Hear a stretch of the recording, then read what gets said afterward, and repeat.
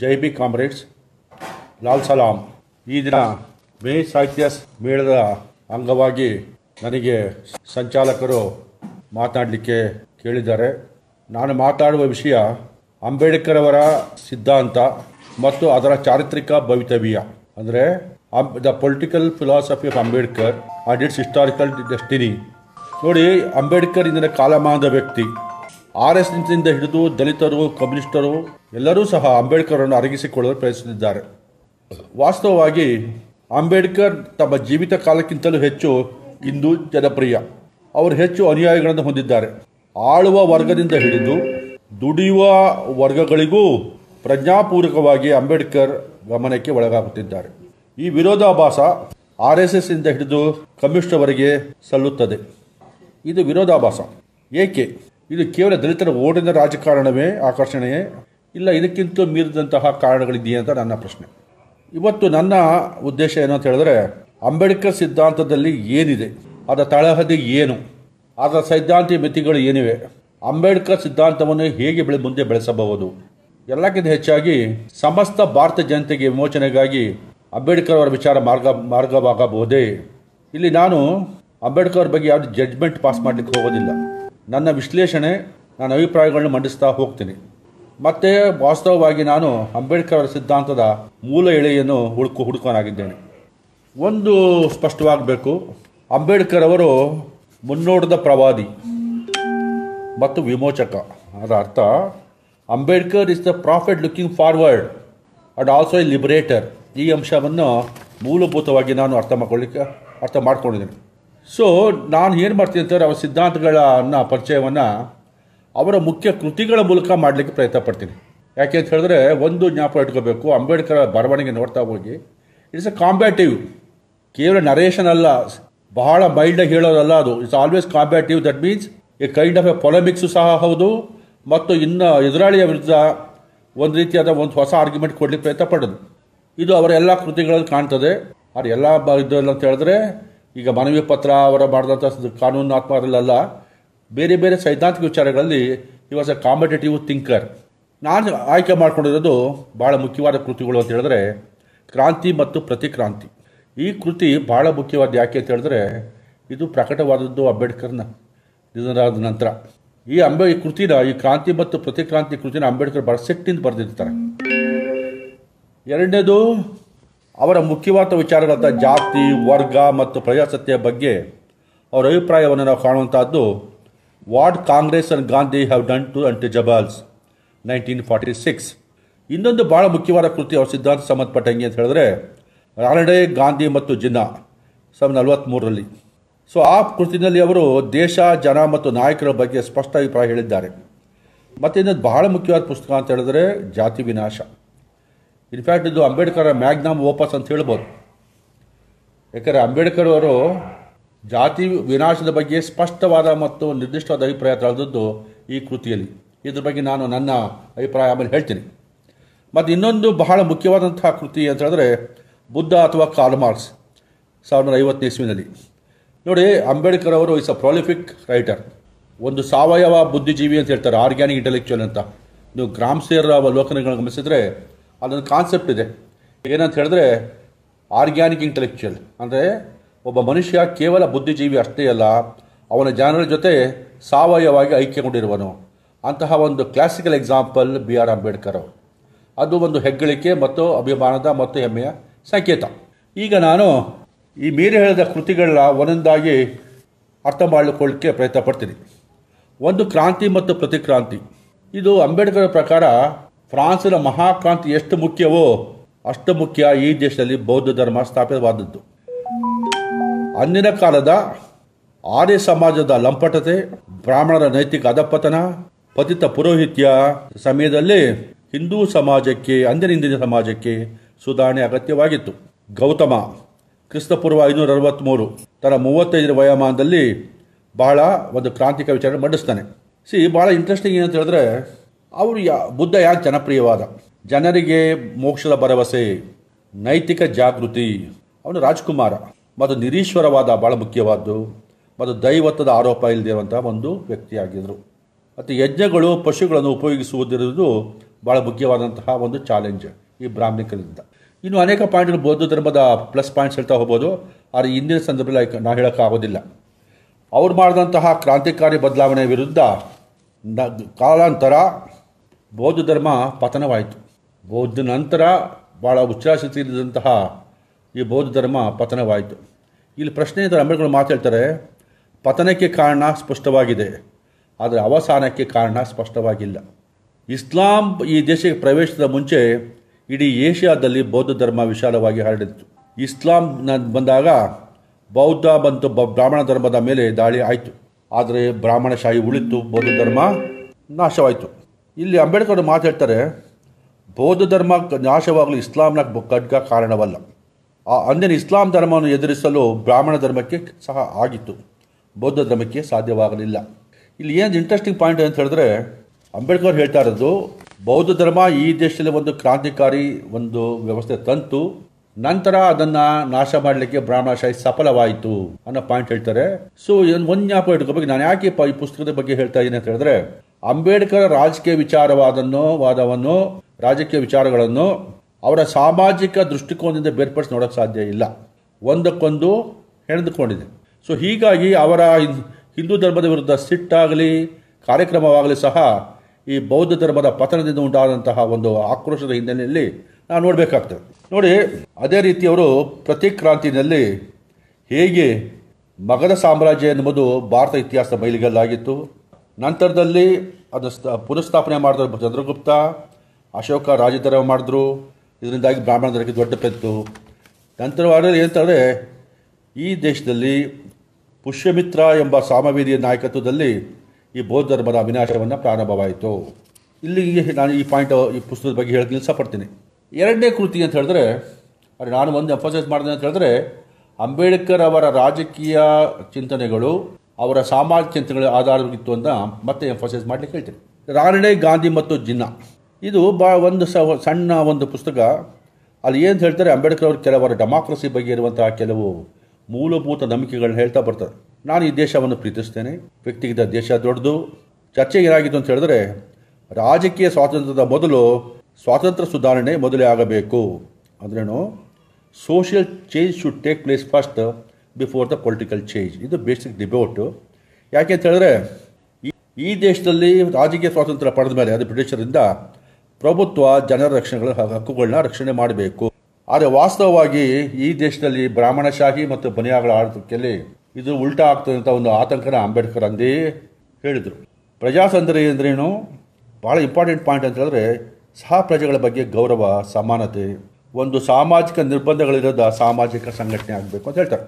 ನಂತರದಲ್ಲಿ ಇದು ಅಂಬೇಡ್ಕರ್ ಅವರ ಮೂಲಭೂತವಾದಂತಹ what is freedom, what is political freedom, what is social freedom, ಅದ್ರ ಬಗ್ಗೆ ಇರುವಂತಹ ಮೂಲಭೂತ ಪರಿಕಲ್ಪನೆ. ಅಂದ್ರೇನು, ಅಂಬೇಡ್ಕರ್ ಒತ್ತು ಕೊಡ್ತಿದ್ದು ಈ ದೇಶ ರಾಜಕೀಯ ಬದಲಾವಣೆಗೆ ಸ್ವಾತಂತ್ರ್ಯಕ್ಕಿಂತ ಹೆಚ್ಚಾಗಿ ಸಾಮಾಜಿಕ ಸ್ವಾತಂತ್ರ್ಯ ಮುಖ್ಯ ಅಂತ ಪಾಯಿಂಟ್ನ ಎಂಫಸೈಸ್ ಮಾಡ್ತಾರೆ. ನಂತರದಲ್ಲಿ ಅಂಬೇಡ್ಕರ್ ಅವರ ಬಹಳ ಮುಖ್ಯವಾದಂತಹ ಸೈದ್ಧಾಂತಿಕ ನಿಲುವುಗಳು ಪ್ರಕಟವಾಗೋದು ಒಂದು ಪುಸ್ತಕ. ಆ ಪುಸ್ತಕ ಹೇಳ್ತಾರೆ, what Congress and Gandhi have done to the untouchables. 1946 ಬರೆದ ಪುಸ್ತಕ ಇದು. ಆ ಪುಸ್ತಕ ದೊಡ್ಡ ಪುಸ್ತಕ, ಸಾಕಷ್ಟು ದೊಡ್ಡ ಪುಸ್ತಕ. ಅದರಲ್ಲಿ ಒಂದು ಚಾಪ್ಟರ್ ಇದೆ, ಎ ಪ್ಲೀ ಟು ಫಾರಿನರ್ ಅಂತ, ಒಬ್ಬ ವಿದೇಶಿಯನಿಗೆ ಒಂದು ಮನವಿ ಅಂತ. ಈ ದೇಶದಲ್ಲಿ ಕಾಂಗ್ರೆಸ್ ಭಾರತ ಸ್ವಾತಂತ್ರ್ಯಕ್ಕೆ ಹೋರಾಡ್ತಿದೆ ಅಂದರೆ ಭಾರತ ಜನತೆಯ, ಅದರಲ್ಲೂ ಅಂತ್ಯಜರು, ಅದು ದಲಿತರ, ಅಸ್ಪೃಶ್ಯರ ಸ್ವಾತಂತ್ರ್ಯಕ್ಕೆ ಹೋರಾಡ್ತಿದೆ ಎಂದು ಅರ್ಥ ಅಲ್ಲ. ಅದರೇನು, ಕಾಂಗ್ರೆಸ್ ಪಕ್ಷ ಹೋರಾಡ್ತಾ ಇರೋದು not for the liberation or the emancipation of the untouchables, ಬದಲಾಗಿ ಅದೀಗ ಬ್ರಾಹ್ಮಣ ಬನಿಯಾಗಳ ವಿರುದ್ಧ ಅಂತ ಹೇಳ್ತಾರೆ. ಮತ್ತು ಇನ್ನೊಂದು ಬಹಳ ಮುಖ್ಯವಾದ ಅಂಶ ಅಂತ ಹೇಳಿದ್ರೆ, ಅವರು ಹೇಳಿದ ಪಾಯಿಂಟ್ ಅದು ಸಾಂವಿಧಾನಿಕ ನೈತಿಕತೆ, ಕಾನ್ಸ್ಟಿಟ್ಯೂಷನಲ್ ಮೊರಾಲಿಟಿ ಬರೋ ಸಾಧ್ಯತೆ ಇಲ್ಲ. ಮತ್ತೆ ಜನತೆ ಆಟೋನಮಸ್ ಆಗಿ ಇಂಡಿಪೆಂಡೆಂಟ್ ಆಗಿರೋ ಸಾಧ್ಯತೆ ಹೇಳೋಕ್ಕೆ ಸಾಧ್ಯ ಇಲ್ಲ. ಸ್ಪಷ್ಟವಾಗಿ ಹೇಳೋದು, ಈ ದೇಶದ ಭಾರತ ಆಳುವ ವರ್ಗ ಬ್ರಾಹ್ಮಣರು ಮತ್ತು ಬನಿಯಾಗಳು. ಅವರು 2 ಟೆಸ್ಟ್ಗಳಲ್ಲಿ ವಿಫಲರಾಗ್ತಾರೆ. ಒಂದು ಅಂತ ಹೇಳಿದ್ರೆ ಜನತೆಯ ಭಾವನೆಗಳು ಅರ್ಥಕೊಳ್ಳಿಕ್ಕೆ, ಮತ್ತು ಬಹಳ ಮುಖ್ಯವಾದ ಒಂದು ಏನಂತ ಹೇಳಿದ್ರೆ ಕಲಿಯೋದು ಆಡಳಿತಶಾಹಿಯ ಹತೋಟಿ ಇರ್ತದೆ. ಹಿಂದಿನ ಕಾಲದಲ್ಲಿ ಮೊದಲು ಬ್ರಾಹ್ಮಣರು ಮತ್ತು ಕ್ಷತ್ರಿಯರು ಇದ್ದರು, ಈಗ ಬ್ರಾಹ್ಮಣರು ಮತ್ತು ಬನಿಯಾಗ ಬಂತು ಅಂತ ಭಾಳ ಡಿಸ್ಕಸ್ ಮಾಡ್ತಾ ಹೋಗ್ತಾರೆ. ಬಹಳ ಮುಖ್ಯವಾದ್ದು, ಅಕಸ್ಮಾತ್ ಈ ದೇಶಕ್ಕೆ ಸ್ವರಾಜ್ಯ ಬಂದರೆ, ಸಾರ್ವಭೌಮ ಸ್ವಾತಂತ್ರ್ಯ ಭಾರತದಲ್ಲಿ ಅಂದರೆ ಇಂಡಿಪೆಂಡೆಂಟ್ ಇಂಡಿಯಾದಲ್ಲಿ ಬ್ರಾಹ್ಮಣಶಾಹಿಯ ಪೂರ್ಣ ನಾಶ ಆಗೋದಿಲ್ಲ, ಅದು ಸಾಮಾಜಿಕ ವ್ಯವಸ್ಥೆಯಾಗಿ ಉಳಿತದೆ ಮತ್ತು ಸಿದ್ಧಾಂತವಾಗಿ ಸ್ಥಾಪಿತವಾಗ್ತಾ ಹೋಗ್ತದೆ. ಮತ್ತು ಇದು ಭಾಳ ಮುಖ್ಯವಾದ ಇನ್ನೊಂದು ಪಾಯಿಂಟ್ ಏನು ಹೇಳ್ತಾರೆ ಅಂತ ಹೇಳಿದ್ರೆ ಅಂಬೇಡ್ಕರ್ ಅವರು ಅಲ್ಲಿ ಗಾಂಧಿಯವರ ಪರಿಕಲ್ಪನೆ ಇದೆಯಲ್ಲ, ಅವರ ಹಿಂದ್ ಸ್ವರಾಜ್ ಮಾಡಿದಂಥ ಒಂದು ಟಿಪ್ಪಣಿ ಅಭಿಪ್ರಾಯ ಭಾಳ ಮುಖ್ಯವಾದ್ದು. ಇವತ್ತು ಏನಾಗ್ತಾ ಇದೆ ನಮ್ಮಂದರೆ ಹಾಲಿ ಇವತ್ತಿನ ಪರಿಸ್ಥಿತಿಯಲ್ಲಿ ಅನೇಕ ಜನ ಬುದ್ಧಿಜೀವಿಗಳು ಹಿಂದ್ ಸ್ವರಾಜವನ್ನು ಕೌಂಟರ್ ಪೋಸ್ಟ್ ಮಾಡಿ ಪ್ರಯತ್ನ ಪಡ್ತಾ ಇದ್ದಾರೆ. ಅಂಬೇಡ್ಕರ್ ಹೇಳಿದರು, ನೀವು ಅದು ಓದಬೇಕು, ಭಾಳ ಇಂಟ್ರೆಸ್ಟಿಂಗ್ ಅದು. ಇದು ಆ್ಯಂಟಿ ಮಾಡರ್ನಿಸಮ್, ಆಧುನಿಕ ಸಮಾಜ ಮತ್ತು ಅದರ ಸೌಲಭ್ಯಗಳ ವಿರುದ್ಧ ಪುಸ್ತಕ. ಅದೇನಂತ ಹೇಳಿದ್ರೆ ಹಳ್ಳಿಗೆ ಹೋಗಬೇಕು, ನೀವೆಲ್ಲ ಏನು ಮಾಡಬೇಕು ಅಂತ ಹೇಳಿದ್ರೆ ಆಯಿತಾ, ಮತ್ತು ಪ್ರಕೃತಿಗೆ ವಾಪಸ್ ಹೋಗಬೇಕು, ಯಂತ್ರಗಳು ಸರಿ ಇಲ್ಲ, ಈ ರೀತಿಯಾದಂತಹ ಒಂದು ಭಾರಿ ತೀವ್ರವಾದಂತಹ ಸೈದ್ಧಾಂತಿಕ ವಿಚಾರಗಳನ್ನ ಪುಸ್ತಕ ಹೇಳ್ತಾರೆ. ಮತ್ತು ಗಾಂಧಿ ಬಗ್ಗೆ ಭಾಳ ತೀವ್ರ ಟೀಕೆ ಅಂತ ಹೇಳಿದ್ರೆ ಅವರು ಗಾಂಧಿಯವರ ಒಂದು ಪತ್ರ ಬರ್ತಾರೆ 1921 ಇಸ್ವಿಯಲ್ಲಿ ಗುಜರಾತಿನ ಪತ್ರಿಕೆ ನವಜೀವನಲ್ಲಿ. ಅದರಲ್ಲಿ ಗಾಂಧಿಯವರು ಜಾತಿ ವ್ಯವಸ್ಥೆಯ ಪರಿಪೂರ್ಣ ಸಮರ್ಥನೆ ಮಾಡ್ತಾರೆ. ಜೊತೆಗೆ 1925ರಲ್ಲಿ ಗಾಂಧಿ ವರ್ಣ ವ್ಯವಸ್ಥೆಯ ಪ್ರತಿಪಾದಕರು ಓದ್ತಾರೆ. ಗಾಂಧಿಯವರ ಆರ್ಥಿಕ ಸಿದ್ಧಾಂತ ಇದೆಯಲ್ಲ, ಯಂತ್ರಗಳಿಗೆ ವಿರುದ್ಧ, ಅದು ಐಡಿಯಾಲಜಿಗಳ ವಿರುದ್ಧ, ಚರಕಾದ ವೈಭವೀಕರಣ, ಹಿಂದ್ ಸ್ವರಾಜ್ಯದ ಒಟ್ಟಾಗಿ ಆಧುನಿಕ ನಾಗರಿಕತೆಗೆ ವಿರೋಧವಾಗಿರುವಂಥ ಒಂದು ಕೃತಿ.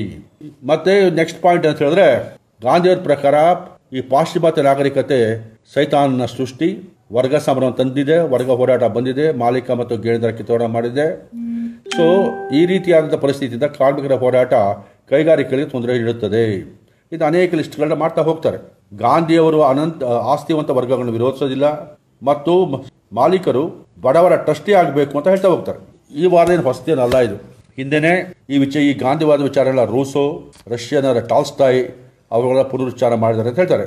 ಸೊ ಇದು ಅವರ ಭಾಳ ತೀವ್ರವಾದಂಥ ಪ್ರತಿಕ್ರಿಯೆ ನಾವೆಲ್ಲ ಗಮನಿಸಬೇಕು. ಯಾಕೆಂತಾರೆ ಇವತ್ತು ಏನಾಗ್ತಾ ಇದೆ, ಅನೇಕ ನವ ಗಾಂಧಿವಾದಿಗಳು ಹುಟ್ಕೊಂಡಿದ್ದಾರೆ. ಈಗ ಅವ್ರೇನು ಮಾಡ್ತಾ ಇದ್ದಾರೆ ಅಂತ ಹೇಳಿದ್ರೆ ಹೊಸ ಆರ್ಗ್ಯುಮೆಂಟ್ ಶುರು ಮಾಡಿದ್ದಾರೆ. ಇವತ್ತು ದಲಿತರ ಎರಡು ಕಣ್ಣುಗಳಂದರೆ ಒಂದು ಗಾಂಧಿ ಮತ್ತು ಅಂಬೇಡ್ಕರ್. ಮೂಲತಃ ವ್ಯತ್ಯಾಸ ಇರೋದು ಇಲ್ಲೇನೆ. ಏನಂತ ಹೇಳಿದ್ರೆ ಅಂಬೇಡ್ಕರ್ ಮೂಲತಃ ಮಾಡರ್ನಿಸ್ಟ್, ಆದರೆ ಗಾಂಧಿ ಸನಾತನಿ ಮತ್ತು ಜಾತಿವಾದಿ ಪರಿಕಲ್ಪನೆ. ಕೆಲವರು ಹೇಳ್ತಾರೆ ಇಲ್ಲ ನಂತರ ಗಾಂಧಿ ಬದಲಾವಣೆ ಆದರು ಅಂತ. ಹೀಗಾಗಿ ಅವನ್ನ ಮರ್ಜ್ ಮಾಡಬೇಕಂತ ವಿಚಾರ ಈಗ ಅನೇಕ ಚೆಲ್ಲ ಬರ್ತಾ ಇದೆ.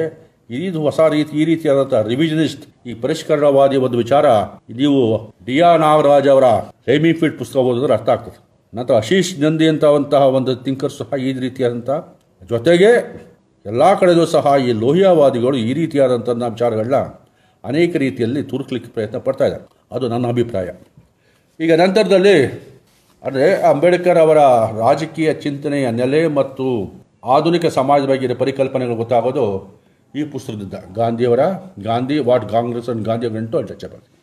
ಇನ್ನೊಂದು ಭಾಳ ಮುಖ್ಯವಾದ ಪುಸ್ತಕ ಅಂತ ಹೇಳಿದ್ರೆ ಅಂಬೇಡ್ಕರ್ ನೀಡಿದಂತಹ ಒಂದು ಉಪನ್ಯಾಸ ಬುದ್ಧ ಅಂಡ್ ಕಾರ್ಲ್ ಮಾರ್ಕ್ಸ್. ಒಂದಂತ ಹೇಳಿದ್ರೆ ಇದು ಭಾಳ ಮುಖ್ಯವಾದಂಥ ವಿಚಾರ. ಏನು ಹೇಳಬೇಕು ಅಂತಂದರೆ ಅಂಬೇಡ್ಕರ್ ಯಾವತ್ತೂ ಕಮ್ಯುನಿಸಮ್ ಮತ್ತು ಮಾರ್ಕ್ಸ್ವಾದ ವಿರೋಧಿ ಆಗಿರಲಿಲ್ಲ. ಅವರು ಸತತವಾಗಿ ಮಾರ್ಕ್ಸ್ವಾದ ಮತ್ತು ಕಮ್ಯುನಿಸಮ್ ಬಗ್ಗೆ ಒಂದು ರೀತಿಯ ಸಂವಾದವನ್ನು ಉಳಿಸ್ಕೊಂಡೇ ಬಂದರು. ಎಂದೂ ಸಹ ಅದು ರಿಜೆಕ್ಟ್ ಮಾಡಲಿಲ್ಲ. ಓನ್ಲಿ ಸಮ್ ಟೈಮ್ ಯಾವಾಗ ಮೆಕಾರ್ಟಿಸಮ್ ಅಮೆರಿಕಾದಲ್ಲಿ ಒಂದು ರೀತಿ ಪ್ರಬಲವಾಯಿತು, ಆ ಟೈಮಲ್ಲಿ ಸ್ವಲ್ಪ ಆಂಟಿ ಕಮ್ಯುನಿಸ್ಟ್ ನಿಲುವುಗಳನ್ನ ತಗೊಳ್ತಾರೆ. ದಟ್ ಅಪಾರ್ಟ್ ಅವರು ಕಮ್ಯುನಿಸ್ಟ್ ಜೊತೆ ಸಾಕಷ್ಟು ಒಂದು ಸಂಬಂಧ ಇಟ್ಕೊಂಡೇ ಇದ್ದರು. ಪರ್ಟಿಕ್ಯುಲರ್ಲಿ ಅವರ ಇಂಡಿಪೆಂಡೆಂಟ್ ಲೇಬರ್ ಪಾರ್ಟಿ. ಅಂಬೇಡ್ಕರ್ ಸ್ಥಾಪನೆ ಮಾಡಿದ ಕೆಲವೇ ಸಂಘಟನೆಗಳಲ್ಲಿ ಇಂಡಿಪೆಂಡೆಂಟ್ ಲೇಬರ್ ಪಾರ್ಟಿ ಉಂಟು, ಶೆಡ್ಯೂಲ್ ಕಾಸ್ಟ್ ಫೆಡರೇಷನ್ ಉಂಟು, ರಿಪಬ್ಲಿಕನ್ ಪಾರ್ಟಿ ಉಂಟು. ಆದರೆ ಅಂಬೇಡ್ಕರ್ ಅವರ ಅತ್ಯಂತ ರ್ಯಾಡಿಕಲ್ ರಾಜಕೀಯವಾಗಿ ಮತ್ತು ಸಾಮಾಜಿಕ ವಿಚಾರಗಳು ಬರೋದು ಇಂಡಿಪೆಂಡೆಂಟ್ ಲೇಬರ್ ಪಾರ್ಟಿಯ ಸ್ಥಾಪನೆ ಮಾಡಿದಾಗ. ಅದರಲ್ಲಿ ಕೇವಲ ಅಸ್ಪೃಶ್ಯರಷ್ಟೇ ಅಲ್ಲ, ಎಲ್ಲ ಜಾತಿಯ ಕಾರ್ಮಿಕರು ಇದ್ದರು. ಅವರು ಕಮ್ಯುನಿಸ್ಟ್ ಜೊತೆ ಸಹಕಾರ ಮತ್ತು ಸೌಹಾರ್ದ ಒಟ್ಟಿಗಿರ್ತಾ ಇದ್ರು. ಅವರು ಎಲೆಕ್ಷನ್ ನಿಂದಲೂ ಸಹ ಸಾಕಷ್ಟು ಓಟು ಗೆದ್ದರು. ಅಂದರೆ ಅಂಬೇಡ್ಕರ್ ಮತ್ತು ಸ್ಟಾಲಿನ್ ಸತ್ತಾಗ ಅವರೊಂದು ಆಬಿಚುರಿ ಬರೆದ್ರು, ಒಂದು ಸಂತಾಪ ಒಂದು ಲೇಖನ ಸಹ ಬರೆದಿದ್ರು. ಅಂಬೇಡ್ಕರ್ ಜೀವನದಲ್ಲಿ ಕಮ್ಯುನಿಸ್ಟ್ ಜೊತೆ ಅತ್ಯಂತ ಕ್ಲೋಸ್ ಮತ್ತು ರ್ಯಾಡಿಕಲ್ ನಿಲುವು ತಗೊಂಡದ್ದು ಇಂಡಿಪೆಂಡೆಂಟ್ ಪಾರ್ಟಿ ಪಕ್ಷದ ಸಮಯದಲ್ಲಿ ಮಾತ್ರ. ನಂತರ ಆ ರೀತಿಯಾದಂಥ ಸಂಬಂಧಗಳು ನಿಂತು ಹೋದು. ಅದು ಒಂದು ವಿಚಾರ. ಈಗ ಏನಂತ ಹೇಳಿದ್ರೆ ಬುದ್ಧ ಮತ್ತು ಕಾರ್ಲ್ ಮಾರ್ಕ್ಸ್ ಕೃತಿಯಲ್ಲಿ ಇರುವಂಥ ಮುಖ್ಯವಾದ ಅಂಶ ಅಂತ ಹೇಳಿದ್ರೆ ಅಂಬೇಡ್ಕರ್ ಹೇಳ್ತಾರೆ ಬುದ್ಧ ಮತ್ತು ಕಾರ್ಲ್ ಮಾರ್ಕ್ಸ್ ಅವರ ವ್ಯತ್ಯಾಸ ಅಷ್ಟೇನಿಲ್ಲ. ಇಬ್ಬರು ಗುರಿ ಬದಲಾವಣೆ ಮಾಡೋದು, ಗುರಿ ಒಂದೇ, ಸಮಾನತೆ ಮತ್ತು ಭಾವೈಕ್ಯತೆ ಇಲ್ಲದ ಈ ಒಂದು ಅರ್ಥವಿಲ್ಲದ ಸಮಾಜ ತರಬೇಕು ಅಂತ. ಅಂಥ ಪರಿಸ್ಥಿತಿಯಲ್ಲಿ ಬೌದ್ಧ ಧರ್ಮಕ್ಕೆ ಮಾತ್ರ ಸಾಧ್ಯ. ಅದರಲ್ಲಿ ಕಮ್ಯುನಿಸಮ್ ಮತ್ತು ಬೌದ್ಧ ಧರ್ಮಕ್ಕೆ ಸಾಮ್ಯತೆ ಇದೆ, ಆದರೆ ಓನ್ಲಿ ವ್ಯತ್ಯಾಸ ಅಂತಾರೆ ಹಿಂಸೆ ಇಲ್ಲ. ಸೊ ಹೀಗಾಗಿ ನಾನು ಹೇಳೋ ಪಾಯಿಂಟ್ ಅಂತ ಹೇಳಿದ್ರೆ ಇದು ಅಂಬೇಡ್ಕರ್ ಅವರು ಮಾಡಿದಂತಹ ಒಂದು kind of A interaction dialogue with Marxism and communism. ಏನಾಗಿದೆ ಅಂತ ಹೇಳಿದ್ರೆ ಈ ರೀತಿಯಾದಂತಹ ಒಂದು ಪ್ರಯತ್ನದ ಪರಂಪರೆ ನಂತರದಲ್ಲಿ ಅಂಬೇಡ್ಕರ್ ಅವರ ಅನುಯಾಯಿಗಳಲ್ಲಿ ಯಾರೂ ಸಹ ಉಳ್ಕೊಳ್ಳಿಲ್ಲ. ಇದು ಅಂಶ ನಾವು ಗಮನಿಸಬೇಕು. ಇದು ಒಂದು ಅಂಬೇಡ್ಕರ್ ಅವರ ರಾಜಕೀಯ ಸಿದ್ಧಾಂತದ ಒಂದು ಮುಖ್ಯ ಎಳೆ ಅಂತ ನಾನು ಹೇಳಿಕೆ ಇಷ್ಟಪಡ್ತೇನೆ. ಮತ್ತೆ ಅಂಬೇಡ್ಕರ್ ಅವರ ಬಹಳ ಇನ್ನೊಂದು ಎಲ್ಲ ಕಡೆ ಚಾಲ್ತಿ ಇರುವಂತಹ ಪ್ರಚಾರ ಇರುವಂಥ ವಿಚಾರ ಅಂತ ಹೇಳಿದ್ರೆ ಈ ಸ್ಟೇಟ್ ಸೋಷಿಯಲಿಸಮ್. ಅದು ಸ್ಟೇಟ್ಸ್ ಅಂಡ್ ಮೈನಾರಿಟೀಸ್ ಪುಸ್ತಕದಲ್ಲಿ ಇದೆ. ಅದು ವಾಸ್ತವವಾಗಿ ಒಂದು ಮನವಿ ಪತ್ರ. ಅದರ ವಿವರ ನಾನು ಹೇಳಕ್ಕೆ ಹೋಗೋದಿಲ್ಲ. ಅಲ್ಲಿ ಏನಂತ ಹೇಳಿದ್ರೆ ನಾನು ಹೇಳುವಂಥ ವಿಚಾರ ಅಂತಂದರೆ ಈ ಪ್ರಭುತ್ವ ಸಮಾಜವಾದ ಸ್ಟೇಟ್ ಸೋಷಿಯಲಿಸಮ್ ಅನ್ನೋದು ಒಂದು ಆಶಯ, ಒಂದು ರಾಜಕೀಯ ಕಾರ್ಯಕ್ರಮವಾಗಲಿ, ಒಂದು ಹೋರಾಟದ ನಿಲುವಿರುವಂತಹ ಹಕ್ಕಲ್ಲ, ಒಂದು ಮನವಿ ಪತ್ರ. ಆದರೆ ಆಶಯ ಬಹಳ ಮುಖ್ಯವಾದ್ದು. ಈ ರೀತಿ ಆಶಯ ಹೊಸದೇನಲ್ಲ. ಇತಿಹಾಸದಲ್ಲಿ 1920 ಕಾರ್ಲ್ ಕಾಟ್ಸ್ಕಿ ಅಂತ ಒಬ್ಬ ಜರ್ಮನ್ ಸೋಷಿಯಲ್ ಡೆಮಾಕ್ರಾಟ್ ಇದ್ದ. ಅವನು ಸಹ ಈ ರೀತಿಯಾದಂಥ ಕೆಥೆಡ್ರಲ್ ಸೋಷಿಯಲಿಸಮ್ ಅನ್ನೋ ಪರಿಕಲ್ಪನೆಯನ್ನು ಮುಂದಿಡ್ತಾನೆ. ಅಂದ್ರೇನು, ಪ್ರಭುತ್ವವೇ ಎಲ್ಲ ಆಸ್ತಿಗಳು ಮತ್ತು ಆಸ್ತಿ ಪಾಸ್ತಿ ಭೂಮಿನೆಲ್ಲ ಕೈ ತಗೊಂಡು ಒಂದು ಕೋಆಪರೇಟಿವ್ ಸಮಾಜ ಮಾಡಬೇಕು, ಸಮಾಜ ತರಬೇಕು, ಶ್ರಮಕ್ಕೆ ಗೌರವ ಕೊಡಬೇಕು ಅಂತ ಒಂದು ವಿಚಾರ ತರ್ತಾನೆ. ಇದನ್ನ ಕೆಥೆಡ್ರಲ್ ಸೋಷಿಯಲಿಸಮ್ ಅಂತ ಹೇಳ್ತಾರೆ. ಇಲ್ಲಿ ನಾನು ಹೇಳೋ ಪಾಯಿಂಟ್ ಏನಂತ ಹೇಳಿದ್ರೆ ಇದು ಆಶಯ, it's only A wish, subjective wish. ಅರೆ ಒಂದು ಪಾಯಿಂಟ್ ಏನು ನಾನು ಹೇಳಿ ಇಷ್ಟಪಡ್ತೀನಿ ಅಂತ ಹೇಳಿದ್ರೆ, ಭಾರತದಂಥ ಒಂದು ಅರೆ ಊಳಿಗಮಾನ್ಯ ಅರೆ ಬಂಡವಾಳಶಾಹಿ ಸಮಾಜದಲ್ಲಿ ಈ ದೇಶದ ಪ್ರಭುತ್ವ ಸರ್ಕಾರ ಕಾನೂನು ಮುಖಾಂತರ ಈ ರೀತಿ ಮಾಡೋದನ್ನು ನಿರೀಕ್ಷೆ ಮಾಡೋದು ಸಾಧ್ಯ ಇಲ್ಲ ಅಂತ ಹೇಳಲಿಕ್ಕೆ ಇಷ್ಟಪಡ್ತೀನಿ. ಮತ್ತು ಇದು ಇಲ್ಲಿ ತನಕ ಅಂಬೇಡ್ಕರ್ ಅವರ ಸಿದ್ಧಾಂತದ ರೆಫರೆನ್ಸ್ ಇರುವಂತಹ ಕೆಲವು ಕೃತಿಗಳ ಬಗ್ಗೆ ಮಾತಾಡಿದೆ. ಈಗ ನನ್ನ ಉಪನ್ಯಾಸದ 2ನೇ ಭಾಗ, ಅಂಬೇಡ್ಕರ್ ಸಿದ್ಧಾಂತದ ಚಾರಿತ್ರಿಕ ಭವಿತವ್ಯ ಏನು, what is the historical destiny of Ambedkar. ಇಲ್ಲಿ ಏನೋ ಪ್ರಶ್ನೆ ಅಂತ ಹೇಳಿದ್ರೆ ಮೂಲಭೂತ ಒಂದು ಪಾಯಿಂಟ್ ಜ್ಞಾಪಕ ಇಟ್ಕೋಬೇಕು. ಅಂಬೇಡ್ಕರ್ ನಾನು ಮೊದಲೇ ಹೇಳ್ದಂಗೆ ಎ ಪ್ರಾಫಿಟ್ ಲುಕಿಂಗ್ ಫಾರ್ವರ್ಡ್. ಮತ್ತು ಅವರ ಸೈದ್ಧಾಂತಿಕ ನೆಲೆ ತಳಹದಿದ್ದು ವೆಸ್ಟರ್ನ್ ಲಿಬರಲಿಸಮ್, ಪಾಶ್ಚಿಮಾತ್ಯ ಉದಾರವಾದ. ಒಂದು ಬಹಳ ಮುಖ್ಯವಾದ ಅಂಶ ಏನಂತ ಹೇಳಿದ್ರೆ ಇದು ಕೇವಲ ಅಂಬೇಡ್ಕರ್ ತೆಗೆದುಕೊಂಡಂತಹ ಒಂದು ಮುಂದುವರಿಸಿದಂಥ ಪರಂಪರೆ ಅಷ್ಟೇ ಅಲ್ಲ. ಕಾರ್ಲ್ ಮಾರ್ಕ್ಸ್ ಸಹ ಉದಾರವಾದವನ್ನು ವ್ಯವಸ್ಥಿತವಾಗಿ ನಿರಾಕರಿಸ್ತಾರೆ. ಏನಂತ ಹೇಳಿದ್ರೆ ಯುರೋಪಿನಲ್ಲಿ ಬಂಡವಾಳಶಾಹಿ ವರ್ಗ ಅತ್ಯಂತ ಕ್ರಾಂತಿಕಾರಿಯಾಗಿ ಊಳಿಗಮನೆ ವ್ಯವಸ್ಥೆ ನಾಶ ಮಾಡ್ತಾರೆ. ಇಡೀ ಸಮಾಜದ ಜನತೆಯ ಸಪೋರ್ಟ್ ಮಾಡ್ತಾರೆ. ಫ್ರೆಂಚಿನ ಮಹಾಕ್ರಾಂತಿ ನೋಡಿರ್ಬೋದು, ಅದು ಸಹ ಮೂಲತಃ ಬೂರ್ಜೋಗಳ ಕ್ರಾಂತಿ. ಆದರೆ ಕ್ರಾಂತಿಯ ನಂತರ ದುಡಿಯುವ ಜನಕ್ಕೆ ನಿರಾಸೆ ಆಗ್ತದೆ. ಆಗ ಕಾರ್ಮಿಕ ವರ್ಗ ಆ ಕರ್ತವ್ಯ ನಿರ್ವಹಿಸಬೇಕು ಅಂತ ಮಾರ್ಕ್ಸ್ ಮುಂದೆ ಹೋಗ್ತಾರೆ. ಅವರು ಬೂರ್ಜೋ ಉದಾರವಾದವನ್ನು ತಿರಸ್ಕರಿಸ್ತಾರೆ. ಆದರೆ ಅಂಬೇಡ್ಕರ್ ಅವರ ದೃಷ್ಟಿಯಲ್ಲಿ ಭಾರತಕ್ಕೆ ಬಂದಂತಹ ಉದಾರವಾದ, ಇದನ್ನು ಪೊಲಿಟಿಕಲ್ ಸೈನ್ಸಲ್ಲಿ ಅಪಾಲಜೆಟಿಕ್ ಲಿಬರಲಿಸಮ್ ಅಂತ ಹೇಳ್ತಾರೆ. ಇದು ಬಹಳ ಕ್ರಾಂತಿಕಾರಿಯಾಗಿದೆ, ಇದರಿಂದ ದೇಶ ಬದಲಾವಣೆ ಆಗ್ಬೋದು, ಅಸ್ಪೃಶ್ಯದ ಒಂದು ರಕ್ಷಣೆ ಮಾಡ್ಬೋದು ಅಂತ ಹೇಳ್ತಾ ಹೋಗ್ತಾರೆ. ಇಲ್ಲಿ ಗಮನಿಸಬೇಕಾದ ಅಂಶ ಅಂತ ಹೇಳಿದ್ರೆ ಕಾರ್ಲ್ ಮಾರ್ಕ್ಸ್ನ ಅರ್ಥ ಮಾಡ್ಕೋಬೇಕಾದ್ರೆ, ಅಂಬೇಡ್ಕರ್ ಅರ್ಥ ಮಾಡ್ಕೋಬೇಕಾದ್ರೆ ಆ ಮೂಲತಃ ನಾವು ಉದಾರವಾದವನ್ನು ಅರ್ಥ ಮಾಡ್ಕೋಬೇಕು. ಅದನ್ನ ಅರ್ಥ ಮಾಡ್ಕೊಳ್ಳದೆ ಇದ್ರೆ ಅಂಬೇಡ್ಕರ್ ರಾಜಕೀಯ ಸಿದ್ಧಾಂತ ಅರ್ಥ ಆಗೋದಿಲ್ಲ, ಜೊತೆಗೆ ಕಾರ್ಲ್ ಮಾರ್ಕ್ಸ್ ಸಿದ್ಧಾಂತ ಸಹ ಅರ್ಥ ಆಗೋದಿಲ್ಲ. ಸೊ ಹೀಗಾಗಿ ಅಂಬೇಡ್ಕರ್ ನಂಬುದು ಅಂತ ಹೇಳಿದ್ರೆ ಭಾರತಕ್ಕೆ ಬಂದಂತಹ ಈ ಉದಾರವಾದ, ಈ ಅಪಾಲಜೆಟಿಕ್ ಉದಾರವಾದ ಇಟ್ ಇಸ್ ರೆವಲ್ಯೂಷನರಿ ಅಂತ. ಆ ಹೊತ್ತಿಗಾಗಲೇ ನಾನು ಮೊದಲೇ ಹೇಳಿದಂಗೆ ಯುರೋಪಿನಲ್ಲಿ ಮಾರ್ಕ್ಸ್ ಮತ್ತು ನಂತರ ಎಲ್ಲ ಕಮ್ಯುನಿಸ್ಟರು ಸಹ ಈ ಉದಾರವಾದ ತಿರಸ್ಕರಿಸಿ ಕಮ್ಯುನಿಸಂ ಪರ್ಯಾಯವನ್ನು ಕಟ್ಟ ಹೋಗ್ತಾರೆ. ಅಲ್ಲಿ ನಾನು ಪ್ರಶ್ನೆ ಕೇಳ್ಬೋದು, ಹಂಗಾರೆ ಇದು ವೇಸ್ಟ್ ಅಂತ ಅಲ್ಲ. ಭಾರತದಂಥ ಅರೆ ಊಳಿಗಮಾನ್ಯ ವ್ಯವಸ್ಥೆಯಲ್ಲಿ ಈ ರೀತಿಯಾದಂತಹ ಉದಾರವಂತಂತಹ ಬಂಡವಾಳಶಾಹಿ ಡೆಫಿನೆಟ್ ಪ್ರೋಗ್ರೆಸಿವ್ ಆಗಿ ಕಾಣ್ತದೆ, ಪ್ರಗತಿಪರವಾಗಿ ಕಾಣ್ತದೆ. ನೀವು ಕಾರ್ಲ್ ಮಾರ್ಕ್ಸ್ ಅವರ ಕೃತಿ ಬ್ರಿಟಿಷ್ ರೂಲ್ ಇನ್ ಇಂಡಿಯಾ ಪುಸ್ತಕ ಓದಿದ್ರೆ ಯಾವ ರೀತಿಯಾಗಿ ಇಲ್ಲಿ ಅಂತ ಜನ ಸಮಾಜನ ಬದಲಾವಣೆ ಮಾಡ್ತು ಅದ್ರ ಬಗ್ಗೆ ಇವತ್ತು ತಿಳ್ಕೊಬೋದು. ಸೊ ನನ್ನ ಪ್ರಕಾರ ಅಂಬೇಡ್ಕರ್ ಅವರು ಈ ಉದಾರವಾದವನ್ನು ತಂದುಕೊಂಡೇ ಎಲ್ಲ ಹೋರಾಟ ಶುರು ಮಾಡ್ತಾರೆ. ಮತ್ತು ಇನ್ನೊಂದು ಜ್ಞಾಪಕ ಇಟ್ಕೋಬೇಕು, ಈ ಉದಾರವಾದ ತಳಹದಿ ಅಂತಾರೆ ಮನುಷ್ಯನ ಮನುಷ್ಯನಿಗೆ ಗೌರವಿಸೋದು. The dignity of the man or the human being was a crucial thing, ಅದೇ humanism was a crucial thing. So ಹೀಗಾಗಿ ಅಂಬೇಡ್ಕರ್ ಅವರು ತಮ್ಮ ಎಲ್ಲ ರೀತಿಯಾದಂತಹ ಹೋರಾಟಗಳನ್ನೂ ವ್ಯವಸ್ಥಿತವಾಗಿ ಈ ವ್ಯವಸ್ಥೆ ಒಳಗೆ ಮಾಡ್ತಾ ಬರ್ತಾರೆ. ನೀವು ಒಂದು ಗಮನಿಸಿರ್ಬೋದು, ಅಂಬೇಡ್ಕರ್ ಅವರು ಗಾಂಧಿಯಂತೆ ಚಳವಳಿಗಾರರ ಅಲ್ಲ. ವಾಸ್ತವವಾಗಿ ಅಂಬೇಡ್ಕರ್ ಗಾಂಧಿಗಿಂತಲೂ ಹೆಚ್ಚು ಅಹಿಂಸಾವಾದಿ, is more non violent than Gandhi. ಆದರೆ ಅವರು ಒಂದು ವಾಸ್ತವವಾಗಿ ಪ್ರಾಗ್ಮ್ಯಾಟಿಕ್ ಆಗಿ ತಮ್ಮ ಅಸ್ಪೃಶ್ಯರ ಹಕ್ಕುಗಳನ್ನ ಮುಂದೆ ತರ್ತಾರೆ. ಅದೇ ಪರಂಪರೆ ಇವತ್ತಿಗೂ ಸಹ ಮುಂದೆ ಹೋಗ್ತಾ ಇದೆ. ಅಂದ್ರೇನು, ವ್ಯವಸ್ಥೆ ಒಳಗೇನೆ, ಹಾಲಿ ವ್ಯವಸ್ಥೆ ಒಳಗೆ ಅಸ್ಪೃಶ್ಯರ ದಲಿತರ ಹೋರಾಟದ ಹಕ್ಕುಗಳನ್ನ ಅದನ್ನ ಜಾರಿಗೊಳಿಸ್ಬೋದು, ಪಡ್ಕೋಬೋದಂಥ ಒಂದು ಪರಂಪರೆನ ಅಂಬೇಡ್ಕರ್ ಮುಂದುವರಿಸ್ತಾ ಬರ್ತಾರೆ. ಇದು ಎಲ್ಲಿಂದ ಬಂತು ಅಂತಾರೆ ಈ ಪರಿಕಲ್ಪನೆ? ಅಮೆರಿಕಾದ ಸುಪ್ರಸಿದ್ಧ ಎಜುಕೇಷನಿಸ್ಟ್ ಮತ್ತು ಥಿಂಕರ್ ಜಾನ್ ಡಿವಿ ಭಾಳ ಗ್ರೇಟ್ ಪರ್ಸನಾಲಿಟಿ ಅವನು. ಆ ಮನುಷ್ಯ ಒಂದು ಸ್ಪೆಸಿಫಿಕ್ ಆಗಿ ಹೇಳ್ತಾರೆ, ಪ್ರಾಗ್ಮ್ಯಾಟಿಸಮ್, ವಾಸ್ತವವಾದ ಭಾಳ ಮುಖ್ಯವಾದ್ದು, ಅದ್ರ ಮುಖಾಂತರ ನೀವು ಸಾಮಾಜಿಕ ತರಬಹುದು ಅಂತ ಭಾಳ ಚೆನ್ನಾಗಿ ಹೇಳ್ತಾರೆ. ನಾನು ಜಾನ್ ಡಿವೆ ಬಗ್ಗೆ ಒಂದು ದೊಡ್ಡ ಗೌರವ ಏನು ಅಂತ ಹೇಳಿದ್ರೆ, ಲಿಯಾನ್ ಟ್ರಾಟ್ಸ್ಕಿ ಯಾವಾಗ ರಷ್ಯಾದಿಂದ ಓಡಿಸಿ ನಂತರ ಮೆಕ್ಸಿಕೋಲಿರ್ಬೇಕಾದ್ರೆ ಅವರ ಕಗ್ಗೊಲೆ ಆಗ್ತದೆ, ಸ್ಟಾಲಿನ್ ಕೊಲೆ ಮಾಡಿಸ್ತಾರೆ. ಆ ಕೊಲೆ ಮಾಡೋದ್ರ ಬಗ್ಗೆ ಒಂದು ಸತ್ಯಶೋಧನಾ ಸಮಿತಿ ಅಧ್ಯಕ್ಷರಾಗಿದ್ದವರು ಜಾನ್ ಡಿವೆ. ಅವರು ದೊಡ್ಡ ಥಿಂಕರ್, ಅವರು ಬಹಳ ಪ್ರಭಾವಶಾಲಿ ಆಗಿದ್ದರು. ಅವರ ಪ್ರಭಾವ ಅಂಬೇಡ್ಕರ್ ಬಗ್ಗೆ ಭಾಳ ಆಳವಾಗಿತ್ತು. ಇನ್ಫ್ಯಾಕ್ಟ್ ಅವ್ರು ಕೆಲವು ಕಡೆ ಹೇಳ್ತಾರೆ, ಅಂಬೇಡ್ಕರ್ ಅವ್ರ ಥರನೇ ಬಟ್ಟೆ ಹಾಕ್ತಾಯಿದ್ರು, ಮಾತಾಡ್ತಾಯಿದ್ರು, ಅವ್ರ ಸ್ಟೈಲ್ ಥರನೇ ಇದ್ರು ಅಂತ. ಅಂದರೆ no is the great follower of John Dewey. ಇದು ನಾನು ಹೇಳೋ ಅಂಶ ಏನು ಅಂತ ಹೇಳಿದ್ರೆ, ಅವರು ಜಾನ್ ಡಿವೆ ಅವರ ಪ್ರಾಗ್ಮ್ಯಾಟಿಕ್ ಪಾಲಿಟಿಕ್ಸ್, ಈ ವಾಸ್ತವವಾದಿ ಹೇಗಿದೆ ಪರಿಸ್ಥಿತಿಯಲ್ಲಿ ಅದನ್ನು ಅನುಸರಿಸ್ಕೊಂಡು ಮುಂದಕ್ಕೆ ಬರೋದು, ಅದು ಅಂತಿಮವಾಗಿ ಅಸ್ಪೃಶ್ಯರ ಹಕ್ಕುಗಳನ್ನ ಕಾಪಾಡೋದು. ಇದು ಹೆಂಗೆ ಅಂತ ಹೇಳಿದ್ರೆ, ಈ ಪ್ರಾಗ್ಮ್ಯಾಟಿಕ್ ಪಾಲಿಟಿಕ್ಸ್ ಹಿಂದೆನೇ ಅವರು ವೈಸ್ ರಾಯ್ ಅವರ ಕ್ಯಾಬಿನೆಟ್ಗೂ ಹೋಗ್ತಾರೆ, ನೆಹರು ಕ್ಯಾಬಿನೆಟ್ಗೂ ಹೋಗ್ತಾರೆ, ಸೇರ್ಕೊಳ್ತಾರೆ, ಸಂವಿಧಾನ ಸಭೆಗೂ ಸೇರ್ಕೊಳ್ತಾರೆ. ಇದು ಭಾಳ ಮುಖ್ಯವಾದ ಅಂಶ. ಅಂದ್ರೇನು, ನಾನು ಒಟ್ಟಾರೆ ಹೇಳುವಂತಹದ್ದು, ಅಂಬೇಡ್ಕರ್ ಅವರ ರಾಜಕೀಯ ಚಟುವಟಿಕೆ ಸಿದ್ಧಾಂತ ಇಟ್ ಇಸ್ ಬೇಸ್ಡ್ ಆನ್ ಪ್ರಾಗ್ಮ್ಯಾಟಿಸಮ್. ಅವರು ಎಕ್ಸ್ಟ್ರೀಮ್ ಡೆಮಾಕ್ರಸಿ ಹೇಗೆ ಅಂತ ಹೇಳಿದ್ರೆ, ಒಂದು ಕಡೆ ಹಿಂದೂ ಧರ್ಮನ ತೀವ್ರವಾಗಿ ಟೀಕೆ ಮಾಡಿದ್ರು, ಹಿಂದೂ ಧರ್ಮನ ಬಿಟ್ಟು ಹೋಗ್ತೀನಿ ಅಂತ ಹೇಳಿದ್ರು. ಆದರೂ ಸಹ ನೆಹರು ಕ್ಯಾಬಿನೆಟ್ ಇದ್ಕೊಂಡು ಹಿಂದೂ ಕೋಡ್ ಬಿಲ್ ತರ್ತಾರಲ್ಲ, ಅದು ಮೋಸ್ಟ್ ಡೇರಿಂಗ್ ಅಂಡ್ ಡೈನಾಮಿಕ್ ಒಂದು ಕೆಲಸ. ಯಾಕೆ ಅಂತ ಹೇಳಿದ್ರೆ, ಈ ದೇಶದ ಹೆಣ್ಣು ಮಕ್ಕಳ ಹಕ್ಕು ಬಗ್ಗೆ ಅವ್ರು ತಂದಂತಹ ನಿಧಿ ಇಲ್ಲ, ಯಾವುದು ಮಸೂದೆ ಅತ್ಯಂತ ಕ್ರಾಂತಿಕಾರವಾದದ್ದು. In fact Ambedkar is a great feminist, great feminist at par. ತಮ್ಮ ಎಲ್ಲ ರಾಜಕೀಯ ಮತ್ತು ನ್ಯಾಯದ ಜ್ಞಾನ ಉಪಯೋಗಿಸಿ ಆ ಬಿಲ್ ತಂದರು. ಆದರೆ ಅಂದಿನ ವ್ಯವಸ್ಥೆ, ಅಂದಿನ ಸರ್ಕಾರ ಅದನ್ನು ತಿರಸ್ಕರಿತು. ಆಗ ಅಂಬೇಡ್ಕರ್ ಅವರು ರಾಜೀನಾಮೆ ಕೊಟ್ಟು ಬಂದರು. ಇಲ್ಲಿ ಪ್ರಶ್ನೆ ಅಂತ ಹೇಳಿದ್ರೆ, ಇದು ಇಷ್ಟು ಅಂಬೇಡ್ಕರ್ ಅವರ ರಾಜಕೀಯ ಚಿಂತನೆ. ಅದು ಈಗ ನೆಕ್ಸ್ಟ್ ಏನಪ್ಪ ಅಂದರೆ, ಏನಾಗಬಹುದು ಈಗ ಅಂಬೇಡ್ಕರ್ ಅವರ ಚಿಂತನೆಗಳು ಏನಿದೆ, ಮುಂದಕ್ಕೆ ಏನಾಗಬಹುದು ನೋಡಿ. ಒಂದು ಮಿತಿನ ಅರ್ಥ ಮಾಡ್ಕೋಬೇಕು. ಅಂಬೇಡ್ಕರ್ ಅವರು ಮೂಲಭೂತ ಮಿತಿ ನನ್ನ ಪ್ರಕಾರ, ನೀವು ಒಪ್ಪಲಿ ಬಿಡಲಿ ಬಿಸಾಕಿ ಬೇರೆ ವಿಚಾರ. ಅವರು ಜಾತಿ ವ್ಯವಸ್ಥೆ ಇದೆಯಲ್ಲ, ನೀವು ರಿಲೇಷನ್ ಆಫ್ ಕ್ಯಾಸ್ಟ್ ಪುಸ್ತಕ ಓದಿ, ಅವ್ರು ಯಾವ ಪುಸ್ತಕ ಓದಿದ್ರು ಸಹ ಅವೆಲ್ಲವೂ ಸಹ ಸೈದ್ಧಾಂತಿಕ ಮಟ್ಟದಂಥ ವಿಮರ್ಶೆ ಮತ್ತು ಟೀಕೆ ಮತ್ತು ಚಾಲೆಂಜ್ಗಳು. ಅಂಬೇಡ್ಕರ್ ಅವರು ಅನ್ಕೊಳ್ಳೋದು ಅಂತಾರೆ, ಜಾತಿ ಅಂದರೆ ಬ್ರಾಹ್ಮಣಶಾಹಿ, ಇದು ಐಡಿಯಾಲಜಿ ಶುಡ್ ಬಿ ಫಸ್ಟ್ ಅಂತ. ಆದರೆ ಈ ದೇಶದಲ್ಲಿ ಕಟು ಸತ್ಯ ಏನು ಅಂತ ಹೇಳಿದ್ರೆ, ಜಾತಿ ಎಂದು ಕೇವಲ ಒಂದು ಸಿದ್ಧಾಂತ ಅಲ್ಲ. ಸಿದ್ಧಾಂತದ ಜೊತೆಗೆ ಈ ದೇಶದ ಭೂ ಸಂಬಂಧ, ಬಂಡವಾಳಶಾಹಿ, ಎಲ್ಲ ರೀತಿಯಾದ ಆರ್ಥಿಕ ಸಂಬಂಧದ ಮೇಲೆ ನಿಂತಿದೆ. ಒಂದಕ್ಕೊಂದು ಬೇರೆ ಅಲ್ಲ. ಜಾತಿ ಸಮಸ್ಯೆ ಮತ್ತು ವರ್ಗ ಸಮಸ್ಯೆ ಎರಡು ಬೇರೆ ಬೇರೆ ಅಲ್ಲ. ನಾನು ಏನು ಹೇಳಲಿಕ್ಕೆ ಪ್ರಯತ್ನ ಪಡ್ತಾ ಇರ್ತಾರೆ, caste is not only an ideology, it's also relation production.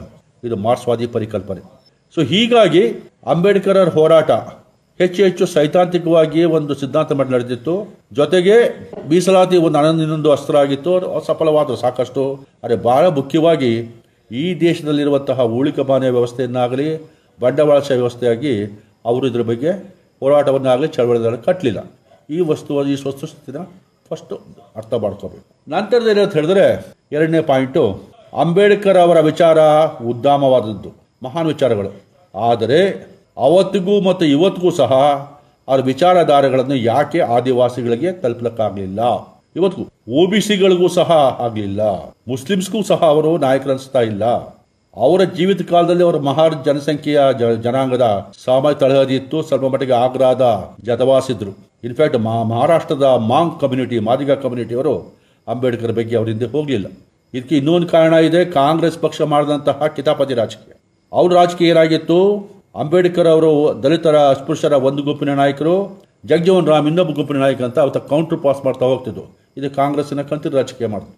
So ಹೀಗಾಗಿ ಇವತ್ತಿಗೂ ಸಹ ಪ್ರಶ್ನೆ ನಾನು ಹೇಳುವಂಥದ್ದು, ಯಾಕೆ ಅಂಬೇಡ್ಕರ್ ವಿಚಾರ ಇವತ್ತು ಬಹುಪಾಲು ದಲಿತೇತರ ಅಸ್ಪೃಶ್ಯೇತರ ಜನಗಳಿಗೆ ಆಕರ್ಷಣೆ ಆಗ್ತಾ ಇಲ್ಲ? ಈ ಸಂದರ್ಭ ಒಂದು ಪಾಯಿಂಟ್ ಹೇಳಲಿಕ್ಕೆ ಇಷ್ಟಪಡ್ತೀನಿ.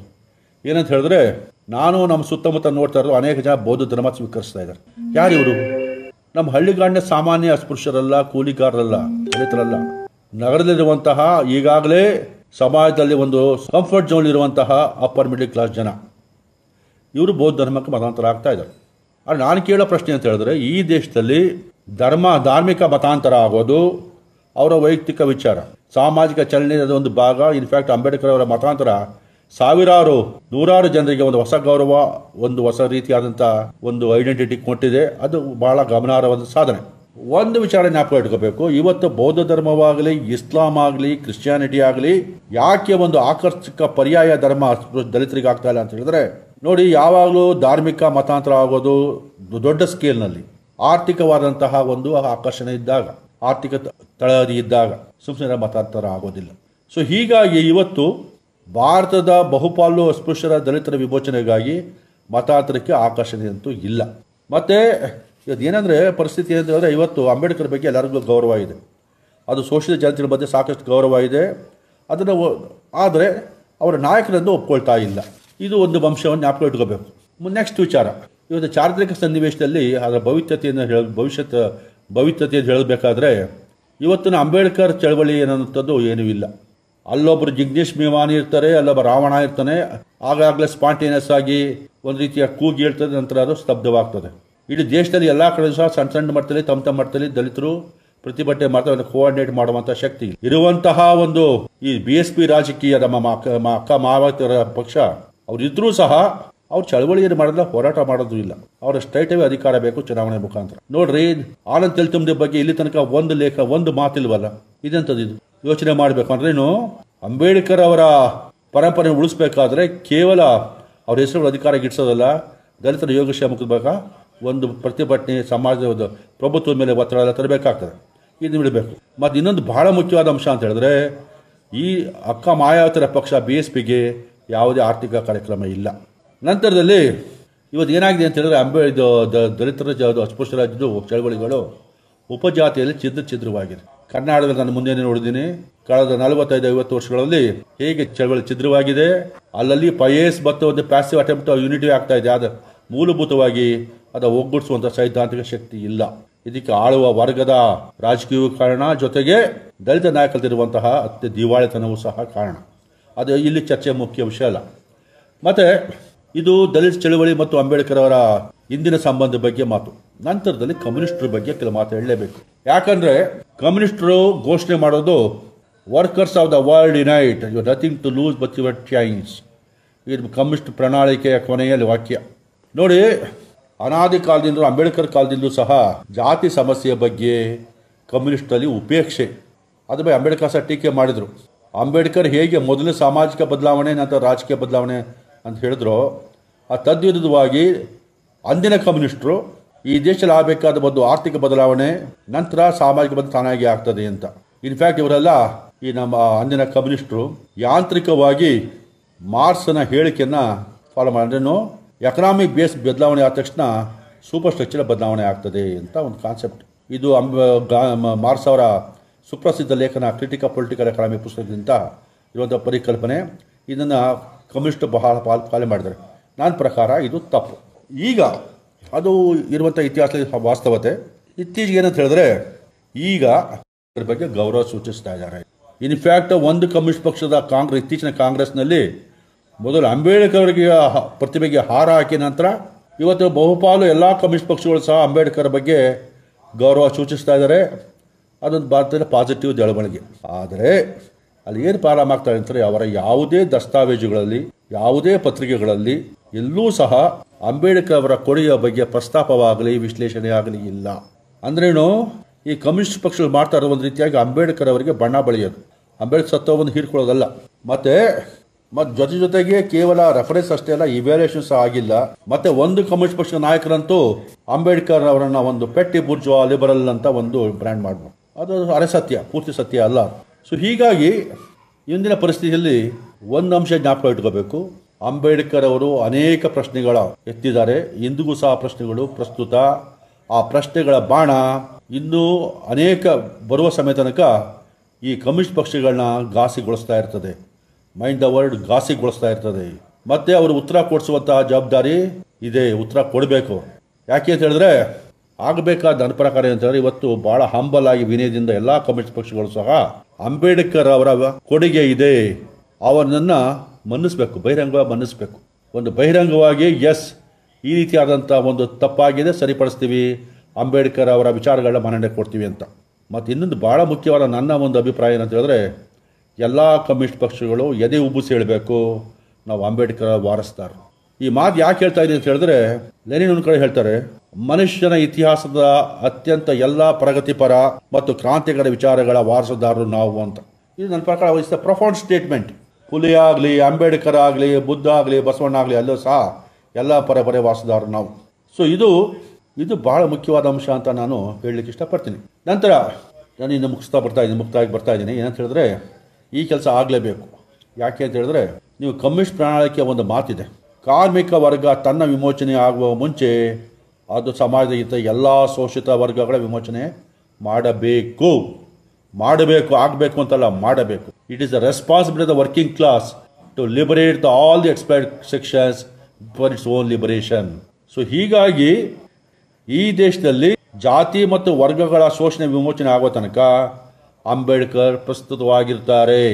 That is the historical destiny of Ambedkar ಚಾರಿತ್ರಿಕ ಭವಿತವ್ಯ ಎದಂತ ಹೇಳಿದ್ರೆ, ಎಲ್ಲಿ ತನಕ ಈ ದೇಶದಲ್ಲಿ ಜಾತಿ ಮತ್ತು ವರ್ಗಗಳ ಆದ ಶೋಷಣೆ ಇರ್ತದೆ ಅಲ್ಲಿ ತನಕ ಅಂಬೇಡ್ಕರ್ ಅವರ ಪ್ರಶ್ನೆ ಜೀವಂತವಾಗಿರ್ತದೆ, ಅಲ್ಲಿ ತನಕ ಅದು ಕ್ರಿಯಾಶೀಲವಾಗಿರ್ತದೆ. ಅವರ ಪ್ರಶ್ನೆಗಳನ್ನ ಬಿಟ್ಟು ನಾವು ಮುಂದಕ್ಕೆ ಹೋಗಕ್ಕೆ ಸಾಧ್ಯ ಇಲ್ಲ. ಅದೇ ರೀತಿ ಈ ದೇಶದ ದಲಿತರು ಅಸ್ಪೃಶ್ಯರು ವಿಮೋಚನೆ ಆಗಬೇಕಾದ್ರೆ ಇತರ ಎಲ್ಲಾ ದುಡಿಯುವ ವರ್ಗಗಳ ಜೊತೆ ಅವರು ಐಕ್ಯ ಆಗಬೇಕು. ಅದ್ರ ಸಾಧ್ಯ ಇಲ್ಲ. ಇಟ್ಸ್ ಒಂದಕ್ಕೊಂದು ಇಂಟರ್ ಡಿಪೆಂಡೆಂಟ್. ಇಲ್ಲಿ ಮುಖ್ಯವಾದ ಅಂಶ ಏನು ಅಂತ ಹೇಳಿದ್ರೆ, ಈ ದೇಶದ ನವ ಸಮಾಜ ನಿರ್ಮಾಣದ ಹೊಣೆ ಕೇವಲ ಒಂದು ಜಾತಿ ಒಂದು ವರ್ಗದಲ್ಲ. ಈ ದೇಶದಲ್ಲಿ ಯಾರ್ಯಾರು ಜಾತಿ ವರ್ಗ ವಿನಾಶ ಹೋಗಬೇಕು ಅಂತ ಆಸೆ ಪಡ್ತಾರೋ ಅವರೆಲ್ಲ ಕಾರ್ಯಕ್ರಮ. ಇನ್ನೂ ಒಂದು ಪಾಯಿಂಟ್ ಹೇಳಲಿಕ್ಕೆ ಇಷ್ಟಪಡ್ತೀನಿ. ಕೇವಲ ಅಸ್ಪೃಶ್ಯರು ದಲಿತರು ಈ ದೇಶದಲ್ಲಿ ಜಾತಿ ಹೋಗಬೇಕು ಅಂತ ಆಸೆ ಪಟ್ಟು ಹೋರಾಟ ಮಾಡಿದ್ರೆ ಆಗೋದಿಲ್ಲ. ಈ ದೇಶದ ಬಹುಪಾಲು ಸವರ್ಣೀಯರು ಅವ್ರಿಗೆ ಅನಿಸ್ಬೇಕು ಈ ಜಾತಿ ವ್ಯವಸ್ಥೆಯಲ್ಲಿ ಅರ್ಥವಿಲ್ಲ, ಇದು ತೊಂದರೆ, ವಿಮೋಚನೆ ಆಗಬೇಕು ಅಂತ ಒಂದು ಪರಿಸ್ಥಿತಿ ನಿರ್ಮಾಣ ಆಗಬೇಕು. ಇದು ನನ್ನ ಅಭಿಪ್ರಾಯ, ವೈಯಕ್ತಿಕ ಅಭಿಪ್ರಾಯ. ನೀವು ಒಪ್ಪೋದು ಬಿಡೋದು ಚರ್ಚೆ ಮಾಡೋದು ನಿಮಗೆ ಬಿಟ್ಟದ್ದು.